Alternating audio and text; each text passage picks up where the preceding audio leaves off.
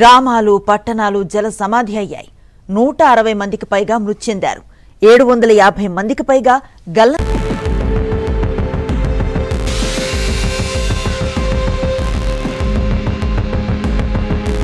People are confirmed dead. More than 2,300 are still missing. Entire villages in Nepal are gone, buried under meters of gray mud in less than a minute. And it did not rain that morning. There was no storm, and there was no warning. So where did a wall of mud powerful enough to erase whole towns actually come from?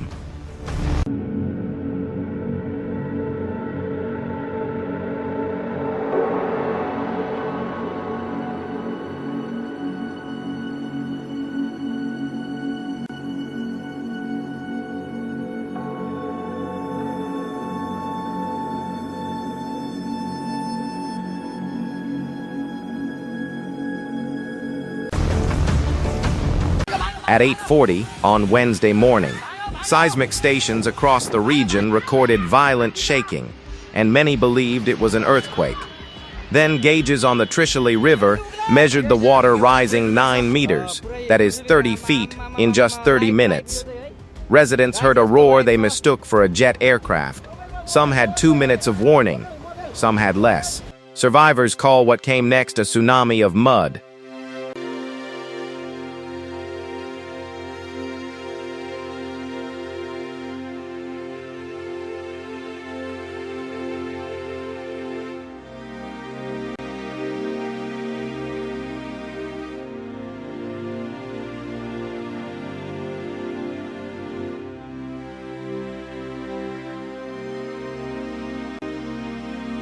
The first place in the flood's path was the Rasuwagadhi border crossing, the main overland gateway between Nepal and China.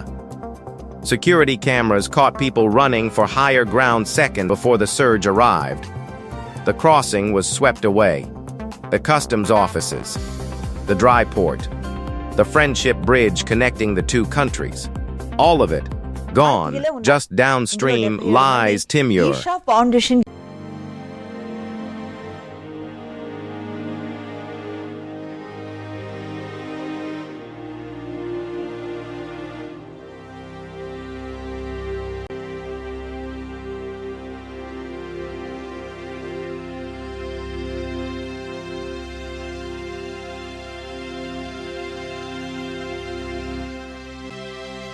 Home to hundreds of people. When rescue helicopters reached the area hours later, pilots could not find the village at all. The helipad was gone. Houses, guest houses, shops, the army post, everything buried or carried away. One survivor described looking back and seeing only moving mud where his neighborhood had been. The flood tore through the Botekoshi Gorge.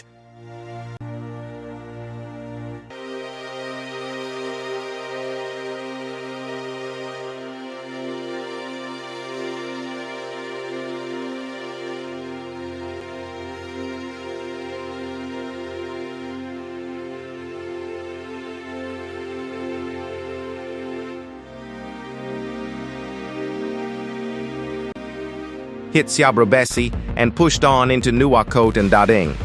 Along the way, it destroyed at least 19 bridges and washed out 40 kilometers of road, including the only highway linking Kathmandu to Tibet.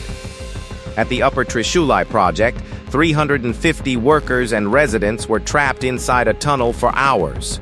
Rescuers brought all of them out alive. The human toll has grown hour by hour.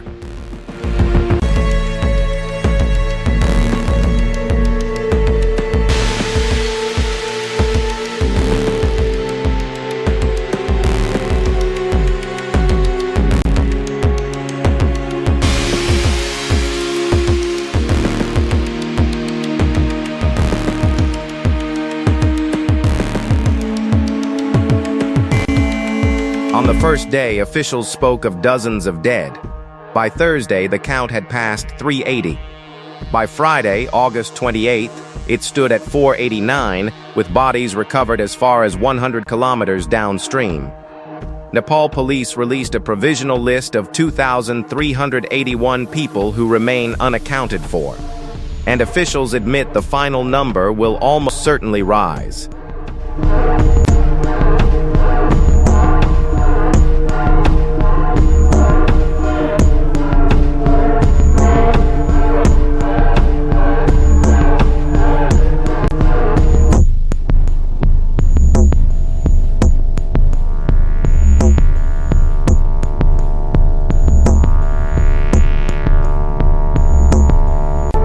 What makes this disaster unusual is who was in the valley. The crossing sits on the pilgrimage route to Mount Kailash in Tibet, and August is peak season. 668 tourists from 34 countries were registered in the area. Among the missing are 177 Indians, around 90 Americans, 34 Australians, 33 Britons, and 25 Canadians. On the Tibetan side, 558 more people are missing.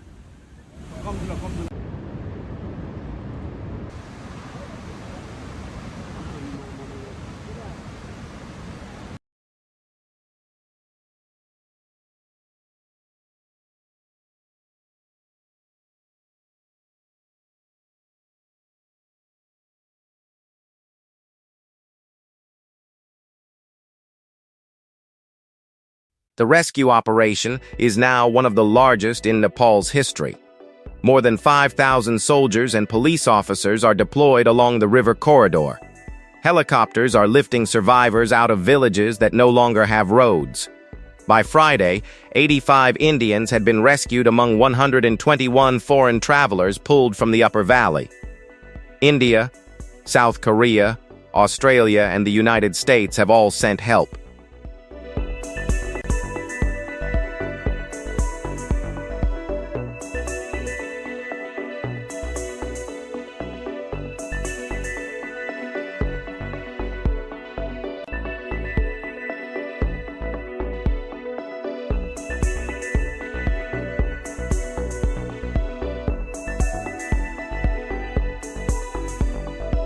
So where did the water come from?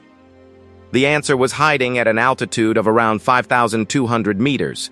Scientists say the bedrock beneath a glacier failed, sending a massive section of ice and rock crashing 1,200 meters down onto the Lhende River.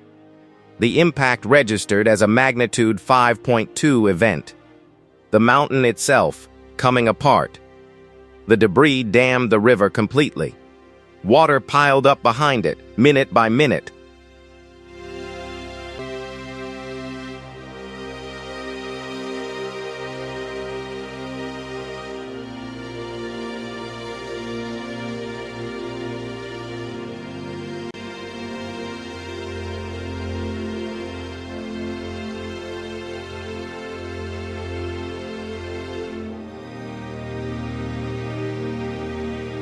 And then the dam failed.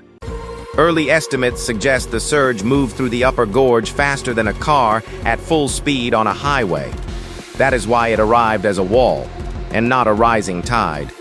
And Nepal never saw it coming. The flood began across the border on a small tributary that carried no gauge at all. For disasters born in Tibet, Nepal is effectively blind. A real-time data sharing agreement has been discussed for years. It was still being discussed that morning.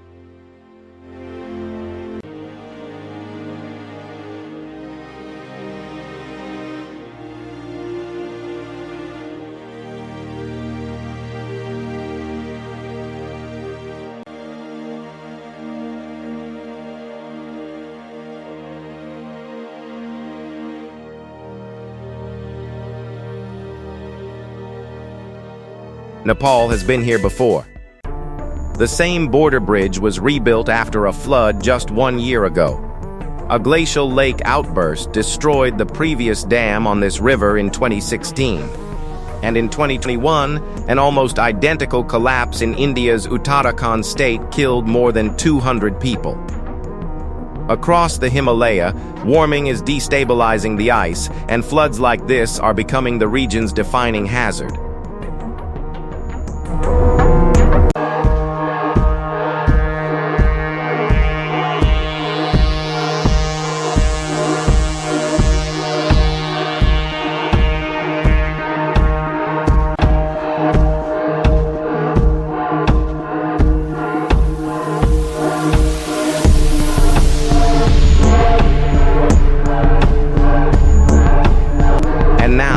the most alarming part. The same landslide has left millions of cubic meters of debris sitting in the river channel, and behind it, a new barrier lake is filling. Chinese authorities report it has already begun to overflow. On Friday, rescue operations were suspended because of it. If that debris dam fails, a second surge will tear through everything that is left, and through the rescue teams working inside it.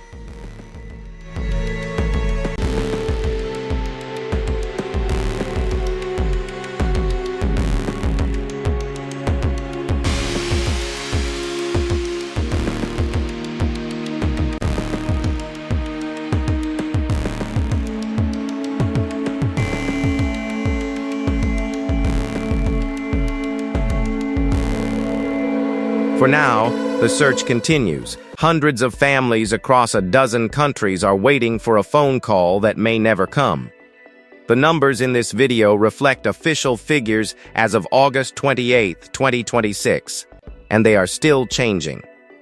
Subscribe for continuing coverage of the world's most extreme weather and natural disasters. Stay safe, and thank you for watching.